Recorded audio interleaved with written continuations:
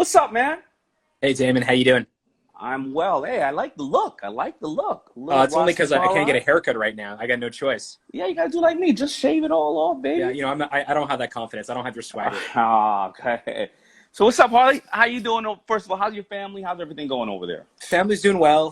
One of the I guess glimmers of light through this whole thing is that I'm getting to spend a lot more time with my two daughters. I know you have a daughter as well, Yeah. and I have a 1-year-old and a 4-year-old, and frankly, I don't think I've ever spent more quality time with them. So that's been really great. Family's healthy. And we're just, we now have over 1 million entrepreneurs, 1 million stores on Shopify, and we're trying to help as many of them as possible and help get more stores that were just offline to come online and help ride what is going on right now during the crisis. Talk about the dad thing for just 1 second. Are you a dad like me? Like, at 3 years old and at 4 and at 1, they're so damn yummy. So when they come over, I play with them, and then when they're acting bad or they're annoying me, I tell them go to their mother, and then as soon as their mother yells at them, I come over there and I hug them and and then I send them back to their mother. Do you do that at all, or do you Yes. discipline them as well? Yes, no, I do that too. And this is kind of a weird time in my home right now because obviously I'm trying to manage Shopify and make sure everything's going well and help entrepreneurs. My wife's also an entrepreneur. She's an ice cream entrepreneur, and so we're both trying to balance being entrepreneurs with obviously having a 1-year-old and a 4-year-old running around. And it's challenging, but actually one of the things that I think has been made it better is we're just scheduling everything. I mean, we literally schedule like a walk. It's in the Google Calendar and stuff. And I found that to be a really effective way to make sure that I'm not neglecting any of my responsibilities on either the family side or on the Shopify side. I find the same thing. I walk every day, either at 5 or 6. I have, pretty much that. But everything else is like, listen, we're doing our interviews. I knock out my interviews, and then I knock out my behind-the-scenes filming, and then I knock out whatever research I'm doing, and whatever the case is. And so I try to do my walking between 5 to 6, and I finish at 8. Go have dinner, put the baby down, watch a movie or something with my significant other, so that we do spend that time together. And repeat it all over again the next morning at 6 or 7 a.m. Starting to follow the market. So I already told people a little bit about you, and I told them why I believe that this is an extremely valuable conversation. I mean, your stock. I mean, I keep just trying to wait for it to dial back a little to get more of it. It's not going anywhere. I mean, this thing is like a rocket ship. I mean, and I think that the reason why I'm trying, because like all stocks, you're supposed to wait 2 steps forward, 1 step back. You're supposed to pick up more as they come back. That's what Warren Buffett says. They're always a great investment. Something like yours is not a flip. Something like yours is an absolute hold, because I think that stock is going to go, as you and I talk, we said 1,500, but I think it's going to go to 2,000. And why do I think that, or more, right? Why is that important for everybody right now? I think that, first of all, we can invest in geniuses like you if that we do not have, we don't want to do that. Tell me a little bit, I know it, but tell everybody a little bit of how you started it, because you're not just some corporate guy who decided, I'm going to go out and be an M&A guy and a merger acquisition. You created something for a need. Yeah, I mean, the story of Shopify is pretty simple. We want to sell snowboards on the internet. This is maybe 16 years ago. And there was only 2 ways to do so in 2004. One way was to spend like $1 million in some enterprise, complicated, clunky software system, or you had to sell on a marketplace like, eBay or an Etsy or an Amazon, which, although those were inexpensive, it didn't really allow you to build your own brand. And so we wrote a piece of software to sell these snowboards, and very quickly realized that while the snowboards, the business of the snowboards was a good idea, the software business behind the snowboard store was a great idea, and that potentially millions of other people around the world may also want to use our software to create their own business. And fast forward to today, we have more than 1 million stores on Shopify. Some of your favorite, people that are watching right now, if you go to a great, beautiful online store, a direct consumer brand, whether it's Bombas or Allbirds or Fashion Nova or Kylie Cosmetics or a million others, those are all powered by Shopify. And so, if anyone watching right now has a product that they want to get into the hands of customers. They have an idea that they want to figure out whether or not there's product market fit. For $29, you can use Shopify and you can build a business, which is can become a category leader. This morning, I did an IG live with Ben Francis, who you know from Gymshark. I mean, Ben started in 2012. Actually, he was mentored by you through Shopify, and he started at his mom's kitchen table. And now Gymshark is one of the largest, most significant and profitable athletic wear companies on the planet, and they're taking market share away from all the big guys like Nike and Adidas. And so it's the company is really all about entrepreneurship. And right now, where small businesses are kind of going through a rough time right now, we feel like our mission to help entrepreneurs has never been more important. And I agree, and you helped me because the way we started was, when when Shark Tank came out, the websites were crashing because everybody was just, they were hitting the sites. And then Ted, obviously is a younger, smarter person who's the president of my company, said, why don't we find a company that can deal with the bandwidth? And we started using Shopify, I think in 2010, was it? Mm-hmm. Or so just around the time where Shark Tank started to take off. That's right. Yeah. All the sites were crashing. And so we began to do that. And then actually we did something really meaningful together that I think has had a massive impact that I bet you most people watching have no idea, which is that we helped to co-develop this thing called Build a Business. Yeah. And the Build a Business competition was, as far as I haven't figured out, I haven't seen anything bigger than that, but it was the biggest entrepreneurship competition ever. And what we did was we realized that so many people wanted to become entrepreneurs. So many people want to start businesses, but there was this strange hesitation to do so. They thought it was either complicated or too expensive. And you and I disagree with that. We think it's never been a better time to become an entrepreneur. And certainly that was the case even 8 years ago. And so we created a competition, and, Goldie Blocks, Gymshark, Nixwear, Movement watches. Movement watches. Lisa mattresses. Like, these are some of the biggest DTC brands on the planet, and they were all started because of the proverbial kick in the butt that you had given them and we had supported. And so that is pretty damn cool. Yeah, no, it's cool. I mean, and all these brands, literally, and everybody wants to say, well, what do you mean all those brands? Well, what happened was you could apply, and in your category, if you sold, whether it's accessories, whether it's apparel, whether it's lotions, whatever the case is, if you sold the most from opening a store from the calendar year to the time that you applied, you would then be able to. One year we all went to Necker Island, and you guys to speak with me, Richard Branson, Marie Folio, Tim Ferriss, Seth Godin, Seth Godin, and actually also, Chase Jarvis, who's your next guest, was also a mentor the year before that. Absolutely, and then you get cash. I mean, you guys, how much did you give each person that year? You got $100,000, and you got to spend a week on like Richard Branson's private island with DAYMOND JOHN and Seth Godin. Like, it's pretty cool. Right, and you didn't take any percentage of the company, and you also highlight these people, and they become global brands, and they all started to talk to each other, and they got to really get to know each other, and they have skyrocketed. I mean, Movement watches, I think, was sold for $200 million. Gymshark is out of Europe. These are all global brands. Lisa Mattress, I think, was doing like $150, $200 million. Anything. Totally amazing. And again, a year prior to the competition, these businesses didn't even exist. They didn't exist. So they didn't exist. Cool.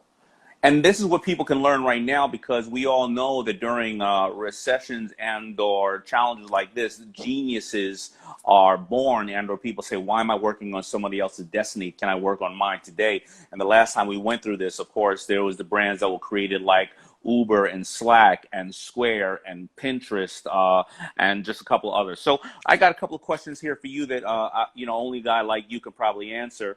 About e-commerce, what do you think the role of e-commerce is doing during this time, and how do retailers who may say, okay, I'm not fully an IP brand like on Shopify, on Instagram, how can they switch over to this time? Yeah, so a couple things. First of all, a little bit of a stat or a piece of sort of retail trivia that most people don't know. Even though e-commerce is big and everyone watching obviously has bought something off an online store, as a percentage of total retail, e-commerce is still like something like 15% of total retail. So that means that 85%, again, this is before COVID, 85% of retail in the US was still done in a physical location, not an online store. And so what is happening now, I think, because of the crisis, because so many stores are closing, is it's acting as a bit of a catalyst for a lot of traditional businesses to move online. And just before this, one of my favorite grocery stores on the planet is in New York. It's called Eataly. I think you know Eataly as well. And I just looked at their site, and Eataly is completely changed. I mean, Eataly is some of the most magnificent physical locations. You can go sit at the fish counter, have some sushi. You can go sit at an Italian counter, have some dinner. You can also buy groceries. They are now entirely a curbside pickup and delivery grocery store. So would that have happened eventually for Eataly? Yeah, probably in 5 years, they would have eventually realized, okay, let's get serious about our online retail. But what has happened through COVID is it's acted as a catalyst. And it's catalyzed so many brick and mortar stores to really think of moving online. A second category is a brick and mortar store where online for them, e-commerce, was a hobby. It wasn't really their core business. And I think what this has all done is it really does push them to rethink kind of how they do business. And I'm watching, meat wholesalers, just as an example, that sell to restaurants, create a store on Shopify a week ago, and now have an entire direct-to-consumer meat business. I'm watching kombucha brands on Shopify become online farmers markets. What I'm seeing across our base is an incredible amount of resiliency, where they're pivoting really, really quickly. And in some cases, these new things that these businesses, these new business models, they will not go away after COVID is gone. They will be steady state. But COVID has given an opportunity for people to rethink their business because, frankly, the stuff that was working for them once upon a time, it's just not working anymore. Yeah, and I totally agree. I called this time. I think what COVID really is I'm a big action movie guy. I call it Rise of the Machines. Now, you can either be John Connor and try to fight the machine, or you can try to take that machine and use it to fight for you. But what this has done is this moved us up straight 5 years, and like you said, these aren't going away. It's kind of like after 9/11, we were never able to walk through an airport the same ever again, right? It is, and that's going to be the new normal, whatever the normal is. So my team has put together some questions because a lot of times I'm too close to it. It says Shopify is a very engaging community of store owners and entrepreneurs, and I know you and your team have been doing a lot for them over the past few weeks. Can you share with the audience what resources or content you have available to help people through this time? Because I know even in the past, you guys do clinics where it says, listen, photography is very, very important, and I'm going to give you a quick example. Photography is extremely important when you're online, right? Because people are visually, rolling this in. When we first started putting FUBU online in, let's say, '08 or whatever the case is, or maybe '05, we would spend all this money on these great, beautiful ads, but when you went online, we had a little flat, crappy picture of the t-shirt that was or whatever that was available, and we noticed, why did we spend millions of dollars on the visuals here, and then when you finally go to the shirt, it looks like a flat piece of like something my daughter would draw, right? And then we were wondering, oh my God, why is this stuff not selling online? Online doesn't work. But that's just a typical example of where we were having a disconnect, right? So, but what are the tools that you guys have for the entrepreneurs today? Yeah, a couple things. Right off the bat, we've now made the Shopify trial 90 days. So it used to be a smaller period of time where you can go on, you try it, but we've now made it 90 days, 3 months. So if you're even thinking of starting a business, now is a great time to do that, because you basically have 90 days where you're in the trial. You're not paying us any money until you are ready to actually go ahead and launch your business. And so, one, we've extended the trial dramatically. The second is we've now included gift cards in every one of our plans, so that if you are a physical retailer, and even if your business doesn't necessarily translate online, let's say you're a services business, for example, you're a hair salon or a barbershop or a nail place or a place to go do your dry cleaning, or you're a cafe and you don't feel you translate online, you can set up a Shopify store right now, and you can offer your most loyal customers the chance to buy a gift card, which means you as the business get money right now, which you need, and then that customer can go and redeem it at a later date. So we're trying to help services businesses as well right now. We have a brand new way to do curbside pickup, so that if you are a business that and you're worried about shipping and you worry about, is your package going to be fulfilled on time? You can now initiate with our point of sale system, our physical point of sale system, you can actually initiate curbside pickup.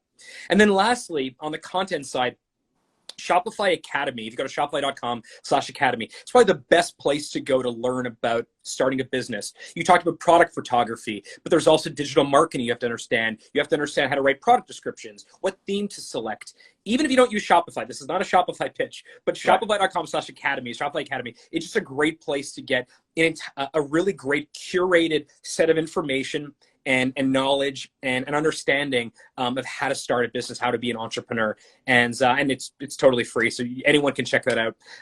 Beyond that, what we're also trying to showcase stories of people that are doing big pivots. I mentioned that meat supplier, Premium Meats. I mean, again, they went from a B2B business to a 50-year-old company, and now they're doing B2C. I bet they're going to always have that B2C business after that.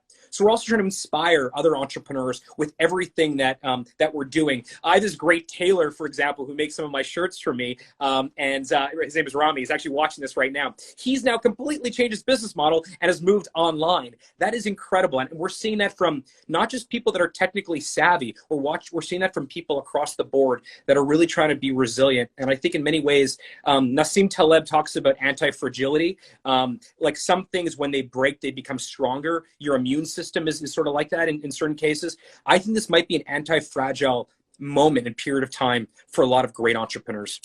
No, I believe that too. And, I'll give you an example. If people right now are saying, well, I have a product and you know what, nobody's buying, because if there's no jobs out there, how are they going to buy anything? But I was walking in my living room yesterday, and this guy comes on and goes, hey, this stock named Shopify, the CEO just said that their sales are like Black Friday every day, or something like that. Are sales going, are people really doing well? Not only the transition of people saying, okay, now I'm the meat dealer or whatever the case is, I need to sell like that. Are you seeing groundbreaking numbers as well with people who are existing in this world already?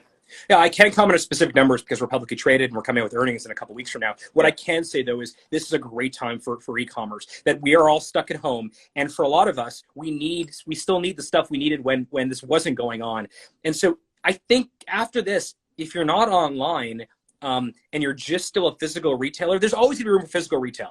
You look at these great, old school retailers. You take like Barney's or Barney's is kind of a bad example, I guess now, so is Neiman Marcus, but you take Bergdorf, for example. You take these great iconic stores, there's always going to be a place for great customer service. But if I go into Bergdorf and I get fitted for a really cool jacket and I want to buy it again, I may never walk back into the store. I now have my size. I should be able to reorder it online. And I think this is, I think e-commerce is going to be pulled in to sort of we're in 2020, but e-commerce is being pulled into 2030 very quickly. All right, cool. Yeah. So I know you are on a show also, just like, because you're out of Canada and they have Dragon's Den, and then you're on a show called Next Gen Den, right? So you probably see more pitches than you can remember, just like me on Shark Tank. What can entrepreneurs pitching their business on a show like that, or even off camera, do to secure a deal? Yeah, look, I learned from the best. I learned from you, Damon, that when I invest in a company, I've invested in dozens of businesses. I really am investing in the person behind the business. I actually care less about the business. The business may change 20 times. Shopify started as a snowboard shop. Now we're, a global e-commerce and commerce retail operating system. So if I believe in the entrepreneur behind it, I see conviction in him or her, man, that's exactly where I'm going to spend that's where I want to invest. And so I think the challenge that most investors make is they invest in a particular business, and that business, particularly in the early days, it's going to change 100 times. But if you bet on the right entrepreneur, it's going to work out. And in many ways, a lot of the reason I invest is because there were people that invested in me in the early days, and we wouldn't be here without those folks. And I think same for you and FUBU. No, absolutely. And so I'm going to get to a couple of fun questions and let you go about your business. I know you have a lot of stuff to do. I have one last big question, which is for those who are going to be the Harleys of the world, or those who are currently the Harleys of the world. How many employees do you have at the moment? Just over 5,000. 5,000 employees. Okay. When we started working, how many employees did you have? 12? Not many. Under 100 for sure. Okay, so that imagine averaging out hiring 500 people a year. You're probably or even 1,000 a year, right? You got to deal with 3 new personalities a day, right? How are you handling this stage of where we're at today with your 5,000 employees? Because obviously there's a lot of different. We got hit boom at one time, and I know that you guys are already proficient when it comes to technology. However, none of us were prepared for this. How are you dealing with 5,000 employees, and how's it going for you? I don't think there's a way to over communicate right now to your team. I think that over communication is a sort of a 1.0 world type thing. We're now in a 2.0 world. And so one of the things we're doing is we're over communicating everything. We're sort of defaulting to open. So we finish the week at Shopify every single week with a town hall where anyone across the entire company, no matter what country they're in, they can ask a question in sort of an AMA, ask me anything format. And other people in the company can upvote or downvote those questions. And what that does is it allows us to really understand what are the pent up questions? Where is the anxiety? What are people wondering about? And then the exec team, we just answer it directly and say, hey, like, here's the answer to that question. So every Friday we're doing town halls, but more importantly, because we're all virtual right now, we're trying to check in with people that may not be doing that well right now. For parents, for example, like, a lot of us have little kids at home. How are we balancing work and life and all that? So we're sort of defaulting to transparency and openness internally. We're also defaulting to kindness. But I would suggest that, one random thing to do, and you can do this just on Google with Google Hangouts, you can live stream, develop some sort of ask me anything type of model whereby anyone at the company can ask any of the leaders a question. And again, the upvote downvote system is really great because it really means that you do know what are on people's minds, and the questions that one person, because you can only answer so many questions. It does allow you to sort of unblock or to release the pressure valve of the company of what people are thinking about. And we're writing a lot. Every time something, we have a new idea, we're changing kind of an area of the business to fit sort of COVID. We'll write a 1-page memo and say, here's why we did it. Here's all the rationale, and anyone can read it. So it allows people to sort of be archaeologists where they can go and find the information they require and pull it in. And sort of the over communication thing has probably been the thing that we're leaning into the most. And, we got great people, and hopefully we're supporting them the best we can. But it is, Shopify is a company full of entrepreneurs helping other entrepreneurs. And so it's a really interesting time for us, and we're trying to be as thoughtful as possible.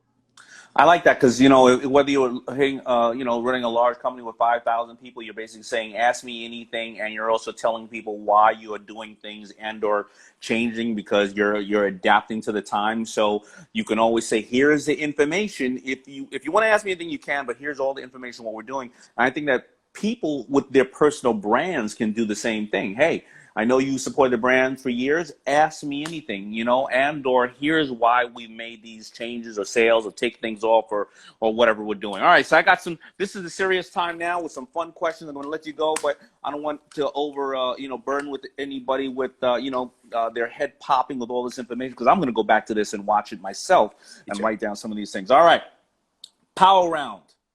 What superpower do you wish you had? Fly. To be able to fly. Is a hot dog a sandwich? No. Why? Because it's not in between two pieces of bread. Although in that case, I guess what you can also say, well, then a sub isn't really a sandwich either. Is it a wrap? Wow. I'm gonna let you think about that. Wow. In between what to do with 5,000 people, you're gonna wake up at 2:00 in the morning and think about that. All right. I got it. Yeah. What would the theme song to your time in quarantine be? Probably something from Peppa Pig or Daniel Tiger's Magical Neighborhood. You too? I bet it's the same for you too. My theme song would be Everything's Gonna Be All Right. That's good. That's pretty good. Right. I've been listening to a lot of, I've been trying to find really good music to listen to while I work. And before sort of the crisis, I never really listened to music. I'm now listening to a lot of hip hop instrumentals. So I'm actually right now listening to the game instrumentals. Like, really? No words, just like the game music, which is kind of cool. I love listening to orchestra type of like big band scores. Like, Oh, interesting. No vocals either. No vocals, like all Yeah. all the score to Rocky, all the score to Star Wars. Dun, dun, dun, dun, dun, dun, Yeah, yeah. dun. Well, if anyone likes it, Hans Zimmer, all the Hans Hans Zimmer stuff absolutely. is insane. All the Hans Zimmer stuff is crazy. All right. What's been your favorite food and drink of choice during this time? We're drinking more wine than I'd like to be. So we're drinking a lot of really good red wine. Food, I'm making a ton of grilled cheeses. It's like comfort food. And I've just nailed Lindsay, my wife and I, Lindsay and I watched Chef, the movie with Jon Favreau, and he makes this incredible grilled cheese in the movie. And it's just set to the most amazing music. And then he serves it to his son, and of course, son loves it. And so we've been making a ton of grilled cheese right now.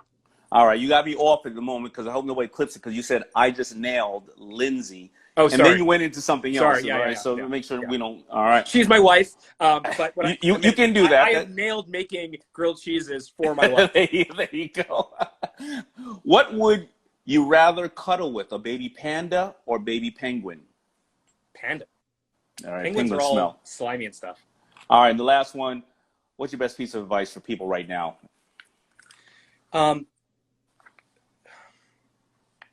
Vulnerability is actually a strength right now. It's not a weakness. If you are feeling a certain way, you're unsure about certain things, reach out to people. Do an Instagram live, do some sort of blog post and say, hey, like, here's where my head is at. Here's what I'm not sure about. Invite people in right now. It's not like everyone right now is sort of in the helping mode. And I think that the best thing you can do right now is show way more strength and vulnerability right now than in general. I think that's always the case, especially right now. I can tell you that I am responding to hundreds of entrepreneurs every week that are reaching out directly to me saying, hey, would you do it this way or this way? And part of it is I think we're all being really empathetic. We are the society, human race has a common enemy, and we're banding together like never before. And I think vulnerability right now is a good strategy. I couldn't agree with you more. I think that we've talked about a lot of things when it comes to entrepreneurship, but mental health is a big issue with entrepreneurs. We normally can't tell anybody our problems. We've got to listen to everybody else's problems. We have financial stress at the home. We've been working on something now. A lot of these people right now have been working on something 20 years. They're just starting to make money. Boom, they have to now dial back. And they have to risk a lot. They don't know the future, as well as personally what's going on. Is your mother or your father or your son or your sister, your brother or wife exposed to this potential issue going on in the world?